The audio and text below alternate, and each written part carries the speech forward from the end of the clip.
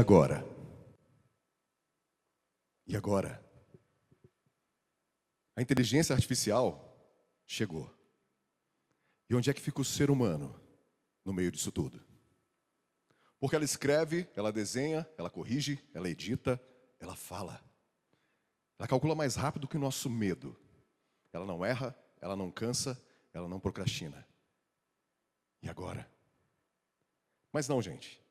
Eu não vim aqui para falar da inteligência artificial. Eu vim aqui para falar de você. De algo que vem com você de fábrica, desde que você nasceu. Eu vim falar da sua hiene, da sua inteligência natural. Mas para falar de você, eu preciso voltar um pouquinho no tempo. Porque a revolução que está assustando todo mundo não é a primeira que a gente vive. E eu te garanto, não vai ser a última. Quer um exemplo? Eu sou da geração X, os nascidos até 1981. A geração que viu o mundo mudar umas 10 vezes. E a gente continua aqui. Não mudou nada. A gente sabe que todas essas revoluções vão causar transformações, mas o ser humano prevalece. E eu lembro direitinho do meu primeiro contato com a inovação. Eu estava em casa e minha prima me chama para ver o videogame que o pai dela tinha comprado. Mas a tela, gente, não tinha gráfico em 4K, Absolute Cinema. Não, o que tinha era isso aqui, ó. Uma tela preta, um boneco de palitinho e uma bolinha quadrada. Alguém se identifica? É nessa hora que a gente entrega a idade. É nessa hora. O telejogo não era nada tecnológico, não era nada bonito, mas ele já entrou na minha mente de uma forma muito intensa. Porque isso para mim era inovação. Parecia simples, mas era o que a gente tinha. Só que olha que interessante, eu não vivi essa inovação dentro da minha casa. Porque toda inovação sempre vem carregada de uma boa dose de preconceito. E para o meu pai, videogame estraga a televisão. Isso não presta, isso emburrece o menino. E eu não tive o videogame.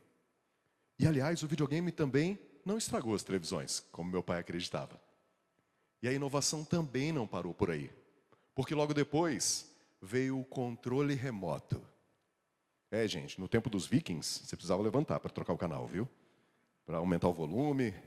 Isso se você não tivesse na sua casa um controle molecular. Que vocês não conhecem esse? Na minha casa tinha. Meu pai sentava, ligava a TV e daqui a pouco, vai lá moleque, muda o canal. Vai moleque, aumenta o volume. E vai o moleque lá obedecer e fazer o que ele estava pedindo. A gente era o controle do pai. A gente era o botão da televisão. Aliás, o que é um controle remoto? O controle remoto é um botão que te obedece. O problema é que hoje em dia tem muito ser humano que virou botão. O botão de um algoritmo.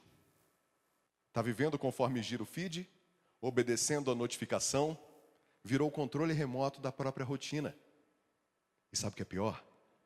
Nem percebeu. Nem percebeu. E aí vem a provocação. Naquela época a gente não tinha muito, mas a gente sentia, a gente criava, a gente se emocionava. Hoje está tudo ao alcance de um clique. Mas será que a gente ainda sente? Será que a gente ainda está aqui? Será que a gente ainda está aqui? Logo depois veio o celular. Um aparelho desse tamanhozinho, pequenininho, né?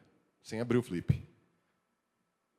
Mas toda inovação vem carregada de preconceito e convive com a geração tecnológica anterior. Então o celular conviveu com o orelhão. De ficha. E haja ficha para ligar de um para o outro. Era cada palavra uma ficha nova. E aí para inovar no orelhão, criaram o cartão de telefone. Que aumentou a tranquilidade, diminuiu o movimento repetitivo, mas aumentou a ansiedade. Porque você colocava ele e começava a contagem. 10, 9, 8, 7 segundos? Não, seus créditos indo embora. Era assim que a gente vivia. E a inovação não parou por aí. Mas olha que interessante. O orelhão não tinha tela. A gente falava menos, mas comunicava muito mais. Porque não tinha figurinha para substituir palavra, e muito menos sentimento. E depois veio a revolução nas fotos. Porque no tempo dos vikings, eram 3 equipamentos: câmera, filme e revelação. Você fazia uma viagem, tirava 24, 36 ou 48 fotos, e depois de um mês ia ver como ficou. Não tinha nada de instantâneo. Não tem esse negócio de deixa eu ver como ficou, não. Aceita que dói menos. Isso se não queimasse o filme. Alguém já perdeu um filme de 36 poses, com todas as fotos da viagem? Quem nunca? Mas os momentos ficavam guardados na memória. A gente não tinha 40 fotos, mas a gente tinha lembranças incríveis. E o próximo passo da inovação, foi um que eu tenho certeza que ninguém vai esquecer. Ninguém. Porque hoje a gente usa o tempo todo. A gente não tinha muita coisa naquele tempo, mas a gente sentia. Hoje a gente tem tudo, mas parece que desencantou. Parece que não tem mais graça. E aí chega uma grande inovação, a internet. Mas toda inovação chega com preconceito, convivendo com a geração anterior e antes mesmo de estar pronta. Porque a internet chegou, mas era de escada. Você lembra do barulho? Hoje, se a internet falha por 3 segundos, a pessoa surta. Nessa época, se conectasse em 10 minutos, você chamava de milagre, agradecia a Deus. Não era assim? Está tudo tão mais fácil. Mas e o ser humano? Onde é que está no meio disso tudo? Nessa época, a gente conectava na força da oração, né? Você ficava, vai conectar, vai conectar, vai conectar, vai conectar. E caía. A gente conectava de madrugada, porque usava o telefone, cobrava pulso. Um pulso, 3 minutos. De madrugada, um pulso só, ficava mais barato. É legal que eu sei a idade pelos olhares e pelo balançar de cabeça. A gente vai entregando, né? E agora? O que sobra para mim? O que sobra para você? Porque a IA escreve, ela desenha, ela digita. Ela faz tudo que você poderia fazer. E eu tenho certeza que vem na tua mente, eu vou ser substituído. A minha profissão pode acabar. Mas não se preocupa que substituição também não é coisa nova. No processo de evolução, muitas profissões deixaram de existir para outras nascerem. Alguém aqui lembra do acendedor de postes? Não, gente, não é da minha época. Mas tem um que era o terror da minha adolescência, o remarcador de preços. O cara estava no mercado com essa maquininha e ele ia tec, tec, tec, tec, tec, trocando todos os preços. De repente sumiu. Acabou. Foi substituído pelo QR Code. Pelo código de barras. Mas a pergunta continua. E agora? Porque a IA agora não está só tirando a etiqueta. Ela está tirando o cargo. Ela faz o trabalho e cobra menos. Às vezes, nem cobra. Mas não se preocupa, porque a gente também já viu o outro lado. Que a IA pode calcular mais rápido que todo mundo. Mas quem é que ainda escuta o que você sente? Quem é que mede a sua dor? Quem é que segura a sua mão quando tudo falha? E agora? Será que eu vou ser substituído?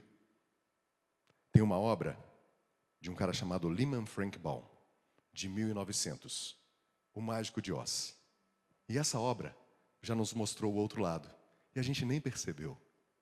A menina Dorothy seguia pela estrada dos tijolos amarelos, em caminho à cidade das Esmeraldas, de Oz, para encontrar o mágico. E no caminho ela encontra um leão, medroso, um espantalho, burro, e um homem de lata, sem sentimentos. Os 3 vão até Oz para cada um fazer um pedido. A Dorothy só queria voltar para casa. O leão queria ser corajoso. O espantalho inteligente. E o homem de lata, o robô, ele só queria um coração. Ele queria saber o que é fé, o que é amor o que é perdão. Ou seja, na ficção, que prevê quase toda a inovação, a gente já viu a receita. O que a máquina mais busca é ser exatamente o que a gente está virando as costas: ser humano. Ser humano. Evoluir é ser humano. E agora? Agora eu tenho uma notícia para te dar. A IA não vai embora. Ela não é moda, ela não é fase, ela não é algo passageiro. Ela vai continuar por aqui. Mas a parte mais importante é que, eu garanto, a IA e a hiene vão conviver. Uma vai aprender com a outra, uma vai depender da outra. Aliás, se você quer saber a verdade, esse talk aqui foi construído utilizando duas inteligências. Uma humana, do Alisson, e outra digital. A IA me ajudou a construir ideias, buscar referências, eu ditava e ela escrevia. Mas quem está aqui no palco sou eu. A IA, ela pode até trazer muitas ideias, mas ela não viveu o telejogo. Ela não correu com ficha pro orelhão. Ela não foi controle remoto do pai. Ela não perdeu um filme inteiro de 36 poses. Ela não é o filho do seu João com a dona Elza. Ela não sou eu.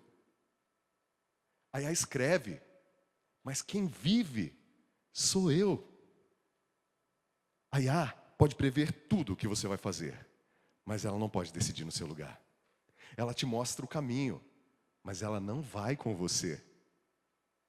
E agora?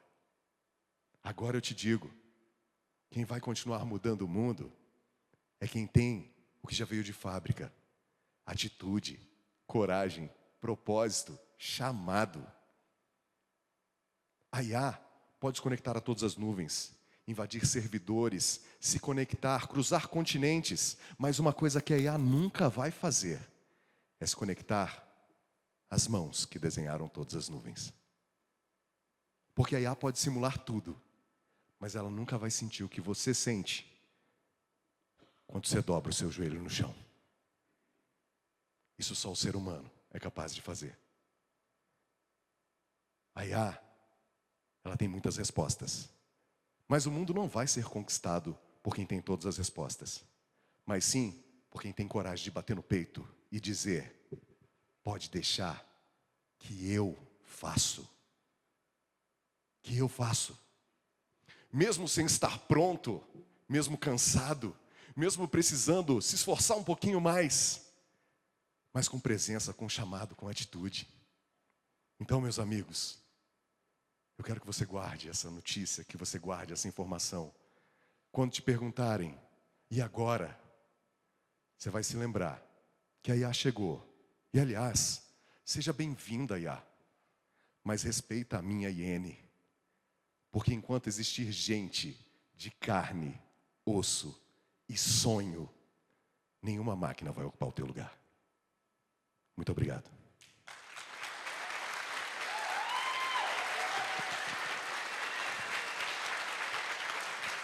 Obrigado.